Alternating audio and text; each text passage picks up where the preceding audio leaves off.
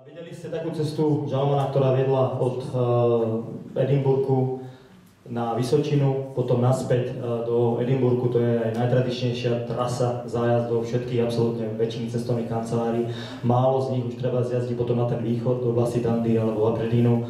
Málo kto už treba zajde na oblasť Orkney, Shetlandských ostrovov a už minimum ľudí zajde na vonkajšie Hebridy, to znamená na ostrovy ako Lewis, Harris, Uik a ďalšie. Takže my sa spolu pozrieme po tých klasických trasách a pre nás na toho, aby ste videli, jak to vypadá, absolútne väčšine prípadov, priletame do Edinburghu. Z Edinburghu máte potom možnosť ísť buď na Perth, vrchom na Inverness a potom sa z okolo Fort Williamu vrácať dolu, dá sa odletať potom aj z Glasgow, alebo ten režim cesty je opačný. Hej, takže to je základná trasa, potom k tomu pridávame odbočku na ostrov Skye, ktorý tam uvidíte, o ktorom sa tvrdí, že je v podstate Škótskom malom. Keď zmotnete Škótsko do malej plochy, tak stačí vám Skye, nemusíte nikam ďalej. Uvidíte sami, že to fakt platí. No, toto sú tie vonkajšie Hebridy, kde už zájde relatívne málo ľudí a rozpráva sa tam gaelsky, čo je veľmi prazvláštny jazyk, škótsky, pôvodný. Totálna hatlamatka, ako nemáte čoho sa chytiť absolútne v tom jazyku. Každopádne je zaujímavé ho počuť. No a na severe potom máte Orkneyské ostrovy a potom ešte ďalej smerom k Islandu Shetlandské ostrovy. Takže naša trasa bude viac menej klasická. No a budeme cestovať tú chvíľu spolu. Tomáš nám dal 15 minút v tejto chvíli asi pod touto vlajkou, Sveto-Ondrejským krížom, ktorý je národnou vlajkou Škótska. Škóti veľmi radi vyzdobujú svoje autá ako dôkaz národnej hrdosti. Takže s tou sa stretnete veľmi často. No a samozrejme k národu patrí aj nejaká charakteristická kvetinka a Škóti sú taký drsný národ, takže bodliak majú ako národný kvet. Ten vychádza z dobových legend vojenských, kedy po napadnutí Dánmi sa vyskytli Dáni v podhradí niektorého hradu a padli do bodliakov, začali kričať od bolesti a tým pádom uvedomili o tom škótsku obranu a tým pádom ich prepad sa nepodaril. Takže z toho dôvodu majú Škóti národnú kvetinu bodliak. A poďme cestovať s týmto pánom. Tam zostal starý dátum, to si nevšímajte. Ja som použil skôr pupkatého pána, je to Škót, je to vodič autobusu, ktorý ide práve na šichtu, takže ideme sa s ním pozrieť do Škótska, ako to vypadá na tých jeho trasách, kde sprevádza svojich ľudí. A Ľubko tu nás sedí v miestnosti, takisto priateľ zo spriateľnej cestovnej kancelárii, s ktorými široko spolupracujeme. Veľmi rád sa vám predvedie v Škótsku, podobnom oblečení, inak roduverný Slovák s valaškou. No a takto vypadá dudák tradičný, ktorý aj vie hrať na Vysočine. Tento pán stáva nad obrovským rašelinovým polom, ktoré sa volá Rannoch Moor, smerom na údolie Glenkov. A častokrát som ho tam stretol a je to pekný príklad pre ľudí na zastavenie, zároveň aj pohľad do krajiny a zároveň môžete počuť niečo z tradičnej škótskej muziky. Častokrát ideme okolo miest, kde toto je potreba zažiť Škótsku. No málo kedy to môžete naplánovať do zájazdu na tvrdo, ale vidieť nejaké škótske hry, kde hádžu kladivami, hádžu obrovskými brvnami, preťahujú sa lanami, je vždycky určite obrovským zážitkom. Navyše, milé dámy, pritom je tam stále tá šanca pri týchto krúživých pohyboch. No, nič, pôjdeme ďalej.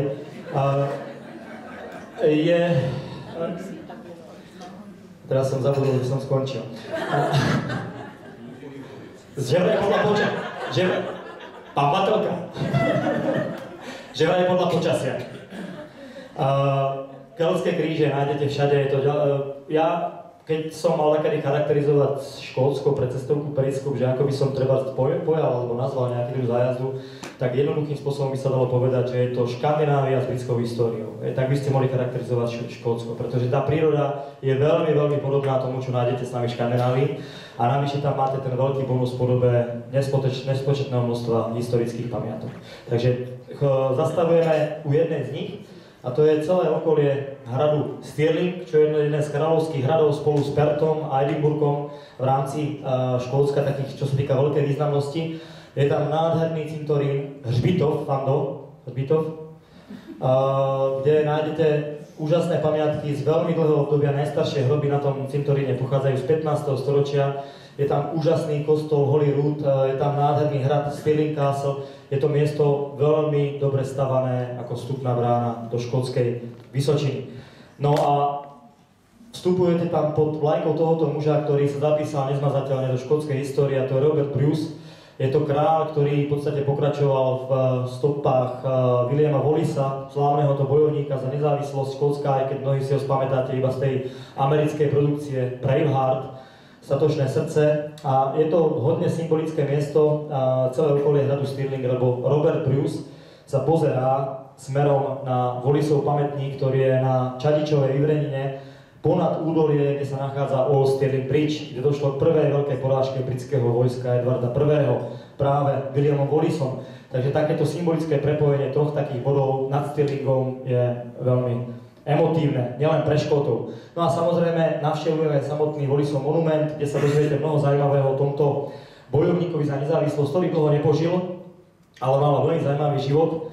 No a jeho záver života žiaľ bol presne taký, ako vykreslil ten film americký, kedy ho rozštvrtili, vykúchali, odrezali mu nakoniec hlavu, nechali ho vláčiť koňmi a potom jeho hlava bola vystavená na výstrahu pre klanových náčelníkov. Každopádne Škóti mu za nemalé peniaze postavili tu na tom Čadičovom Vyčnielku u Stirlingu takýto nádherný monument, ktorý dneska je veľmi navštevovanou záležitosťou a celkom pekný taký turistický malý výšľap do kopca. No a poďme cestovať tou škótskou Vysočinou aj pod dohľadom tohto tvora, ktorého nájdete všade v okolí. A je to nádherný dobytok škótsky Highland Scot, ktorý dneska už nájdete aj v našich končinách, občas to chovatelia majú. Je to jedno z najprimitívnejších kravých plemien, ale na druhej strane zase veľmi odolných. A tento hemiš sa nachádza u Kilmahok, u Calanderu, kde sa nachádza Národné centrum, alebo Centrum Národného parku Trossachs, čo je najstarší národný park Škótska. No a keď sa do ňoho vyberiete, tak si môžete vystúpiť trebárs nad Loch Katrine. Je to jazero, ktoré už teda, ale treba povedať, že je čiastočne upravené ľudskou rukou, pretože je priehradným jazerom. No a na ňom sa symbolicky môžete previesť parníčkom, ktorý je pomenovaný po Sirovi Walterovi Scottovi, národnom spisovateľovi a básnikovi, veľké meno škótskej histórie. Ďalším takým súčasťou našich väčšiny turistických zájazdov, keď mierime na Vysočinu a ideme okolo najväčšieho škótskeho jazera, ktoré sa volá Loch Lomond, tak je tento kopček nič extra náročné, ale pre niekoho celkom pekná prechádzka, aj výživná, a volá sa to Corning Hill. Má to niečo nad 400 metrov nadmorskej výšky, 430 asi. A keď sa dostanete do hora, moja manželka to neznáša, našťastie tu dneska nie je. Každopádne pre mňa to je ako pohľad do oblasti Marlborough Sound na Novom Zélande. Medzi južným a severným ostrovom je také krásne súostrovie ostrovov Šnúra, ktorá obsahuje jeden nádherný turistický výlet a toto je veľmi podobné, ale nehovorte jej to, že som to spomenul. No a poďme ďalej stále na sever, budeme stále mieriť teraz na sever a prejdete mnoho lokácií, kde sa natáčal Harry Potter, ako je tu na toto premostenie železničné, aj keď to nie je ešte ten slávny viadukt, ktorý ste videli u Žalmanovho filmu. A tí, čo ste s nami boli niekde v Norsku, tak mi dáte za pravdu, že keď sa dostanete do relatívne malých nadmorských výšok, teraz sme asi vo výške 350 metrov nad morom, tak sa zrazu ocitnete na Hardangervide alebo Finnmarksvide. Takto vyzerá norská náhorná plošina vo výške ďaleko vyššie, na 1000 metrov, 1300 metrov a podobne. Takže je to zase dané aj špecifickou klímou, vegetáciou, odlesnením, ale tu na ten dojem je veľmi úplný. No a tu nám máte toho borca, ktorý stojí na parkovisku, takže on to krásne vychytáva, tie turistické autobusy, ktoré zastavia na fotku a rovno im tam môže pekne zadudať a pokiaľ zadudá dobre, tak ja mám pocit, že manželka je ale tu. No, nič, poďme ďalej, snad to nepočula. Pri vstupe do údolia Glenkov, ktoré mimochodom ten motív tej piesničky, ktorá tam znela u toho Žalmana, tak sa volá práve Glenkov. Titulná skladba, ktorá tam neustále znela v pozadí, tak takto prosím pekne vyzerá škótsky národný poklad. Není údolia, ktoré by v Škótsku bolo viac opevované, bolo viac oslavované básňami, spomínané v textoch. Je to úsmevné z nášho pohľadu, to údolie samotné, to srdce má 8 km od jeho ústia do výstupu do obce Glenkov, ale má nádherné možnosti turistické, treba povedať aj to, že sú to veľmi prudké turistické možnosti, všetko to ide veľmi prudké do kopcov a jeden z tých výletov, čo tam robíme, je práve to stratené údolie, ktoré tam bolo spomínané aj v tom filme. Je tam pár krásnych vodopádov, ktoré by ste tam možno nečakali v Škótsku, ako tento u mestečka Kinlochleven, ktoré je takou mekou horolezectva, majú tam obrovskú umelú stenu, interiérovú dokonca, a v zime robia ľadovú stenu. No a keď hovoríme o tom Norsku a príbuznosti, tak tu nám prosím pekne vítajte u fjordu. Keď vchádzate do Fort Williamu, tak vás privíta takýto originálny, nádherný škótsky fjord. Slaná voda. A my sme zavítali do mestečka Fort William, kde, ak ste turisti, tak vás ubytujeme najpravdepodobnejšie v tomto ubytovacom zariadení, je to Youth Hostel Ben Nevis. Obrovská výhoda tohto miesta je tá, že prejdete chodník, alebo tú asfaltku, ktorá je predo mnou a začína turistická značka výstupu na najvyššiu horu Británie, Ben Nevis. Hej. A keď sa potom vyberete do kopca, tak to počasie sa vám môže dramaticky meniť. Zase, jak to hovoril Vašek, čo sa týka nadmorskej výšky, je to veľmi podobné. Tu na 1000 metrov je ako 2000 metrov v Alpách, takže Ben Nevis má smiešnú výšku, niečo na 1350 metrov, ale keď idete hore, jednak vám skontroluje platný pas tu na strážca parku a potom začnete stúpať krajinou, ktorá sa môže veľmi dramaticky meniť, z ničoho nič sa zatiahne a zrazu máte sneh. Na vrchole hôr dramaticky sa ochladí. No a keď stúpate hore, tak môžete trebárs na konci mája, ako sa to povedalo mne a kolegovi Mirkovi Koňaříkovi, upadnúť do brutálnej snehovej výchrice, kde nevidíte na 5 cm. My sme iba obidvaja stáli a čakali sme, čo bude. Po pol hodine to zmizlo, otvoril sa trošku severná scéna Ben Nevisu a krajina bola komplet celá biela okolo nás. Na konci kvietna, toto sú zábery z konca kvietna. Takže škótom to nevadí, tento mal spodné právo, to som prevedával ručne, prehmataním. Každopádne mal ťapku skovanú v tom sporane, to je tá taška, ktorú musí mať každý škód u seba, kde má všetky potrebné náležitosti. Bol vysmiatý jak lečo, veľmi veselý, vonku bolo asi minus 10 pocitovo.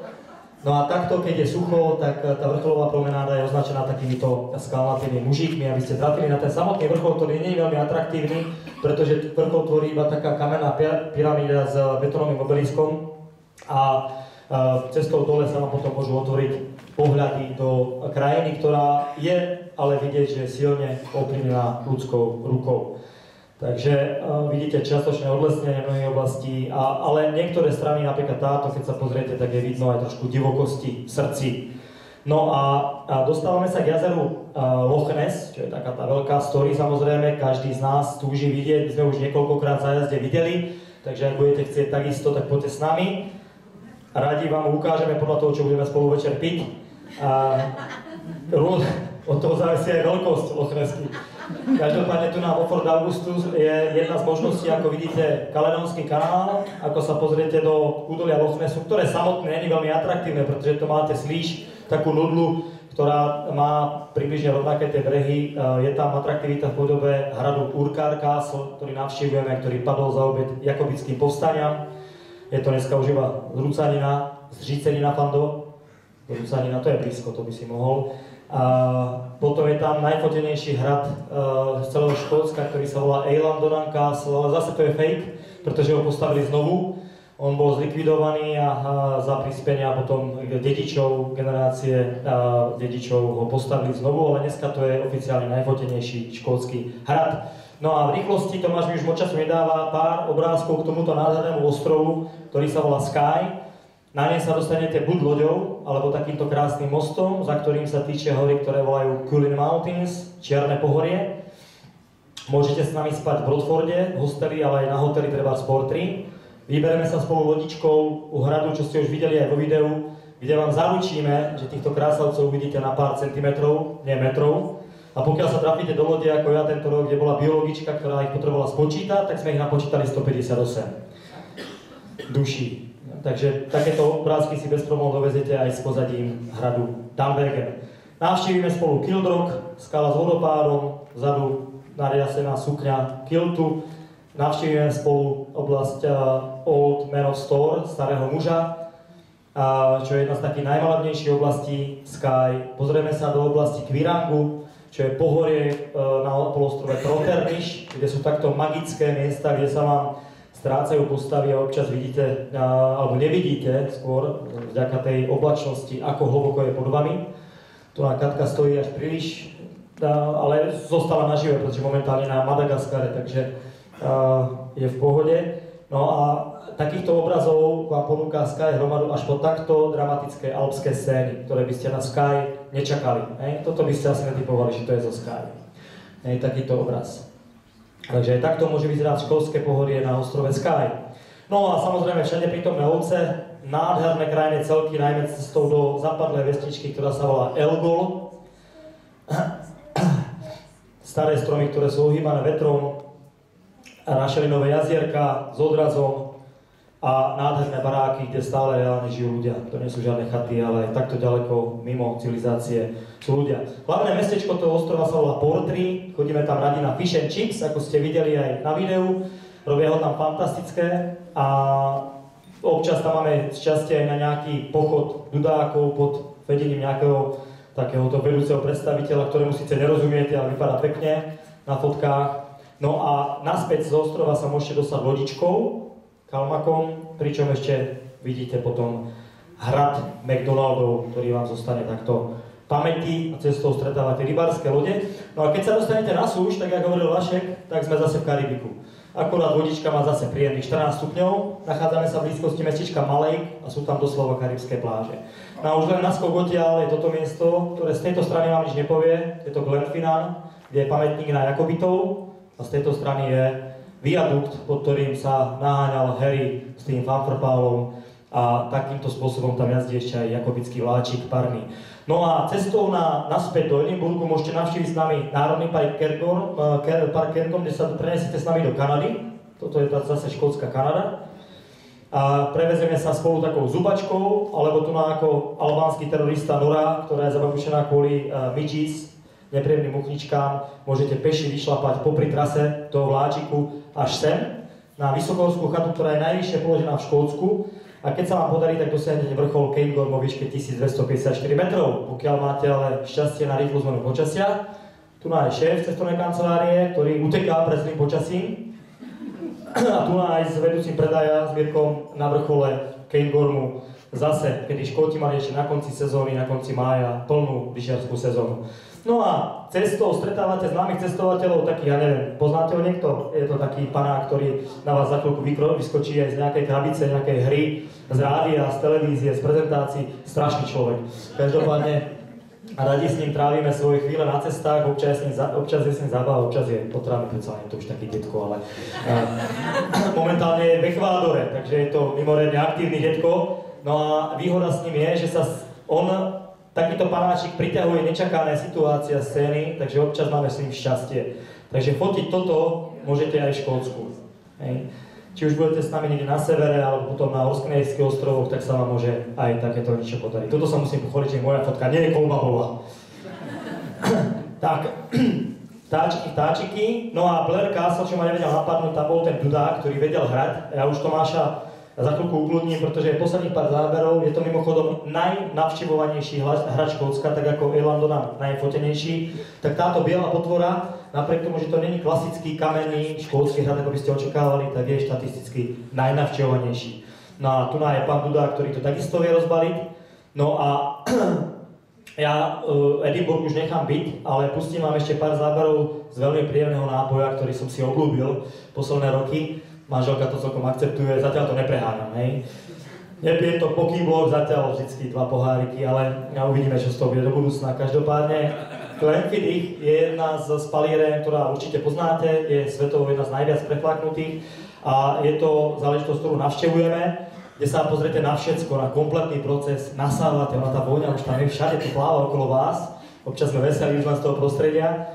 A niektoré destilerky vám umožnia fotenie aj destilačných kotlov, čo nie je úplne bežné, pretože mnohé si to uchovajú ako tajomstvo, pretože od dĺžky, tvaru, zakrivenia súvisí charakter toho nápoja. Pozrieme sa do zracie miestnosti, kde si môžete nájsť treba súd so svojím dátumom narodenia. Nie je to až tak výnimočné. No a potom môžete v závere ochutnať aj ten kyselý produkt, ktorý už záleží na vás, či primknete viacej k sladovým whisky, sladším tónom alebo nejakým rašelinovým. No a toto je tá krásna fáza. Eko špatná pre mňa, pretože väčšinou som za tým kolečkom a oni ochutnávajú a keď vezete klientov a ste už 4. distilérke toho dňa, je to také smutné. Každopádne navštevujeme potom nielen distilérky, ale aj miesta, kde sa vyrábajú sudy a upravujú a to je takisto vždycky obrovský zážitok vidieť túto záležitosť. No a na cestách môžete vidieť takto staré vozítka so sudmi, ale aj takéto vozítka. Takže občas vás prepadne hriešná myšlienka, čo keby som prepadol ten nákladák, uniesol, 12-ročná Chivas Regal, jedna z najpredávanejších whisky na svete. Toto nás občas napadá, takéto veci. Inak sme celkom priateľskí a bezproblémoví. Ďakujem za pozornosť a odozdávam slovo Tomášovi.